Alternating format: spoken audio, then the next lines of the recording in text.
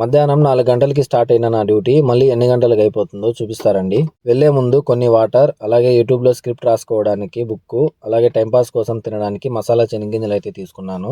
First మా sir ఈ కుందేలు పిల్లల్ని వేరే వాళ్ళకి ఇవ్వమని నాకు లొకేషన్ అయితే పెట్టాడనమాట. మా ఏరియాలోనే ఉన్న పెట్రోల్ బంక్ వెళ్ళి 5 దినాలకు పెట్రోల్ పట్టించాను. ట్యాంక్ ఫుల్ అయిపోయింది. వఫ్రా నుండి సిటీకి వెళ్లే ఈ రోడ్డు మొత్తం ఎడారికి మధ్యలో ఉంటుంది. ఈ కుందేలు పిల్లల్ని నేను ఇవ్వలేదు, ఎందుకంటే వాళ్ళ ఇంటి దగ్గరకి వెళ్ళి ఎన్నిసార్లు కాల్ చేసినా కూడా కాల్ లిఫ్ట్ చేయలేదన్నమాట.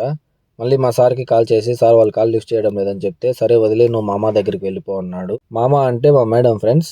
మా మేడం వాళ్ళ అక్క వాళ్ళ ఇంటికి వచ్చింది. నేను అక్కడికి వెళ్ళి కాసేపు వెయిట్ చేసి మళ్ళీ మా మేడంని వాళ్ళ అమ్మ వాళ్ళ ఇంటికి తోడుకొని వచ్చాను.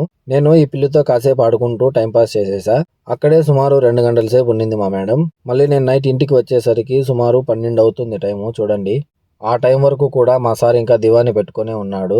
ఇంకా దివాని అయిపోయి మేము తిని వీడియో ఎడిటింగ్ చేసుకొని పడుకునేసరికి 1 గంట లేదా 2 అవుతుంది. మళ్ళీ మార్నింగ్ 7 or 8కి లేచేయాలి. వీడియో ఎలా అనిపించిందో కామెంట్ చేయండి ఫ్రెండ్స్. అలాగే వీడియోకి లైక్ చేసి మన ఛానల్ని సబ్స్క్రైబ్ చేసుకొని నన్ను సపోర్ట్ చేయండి.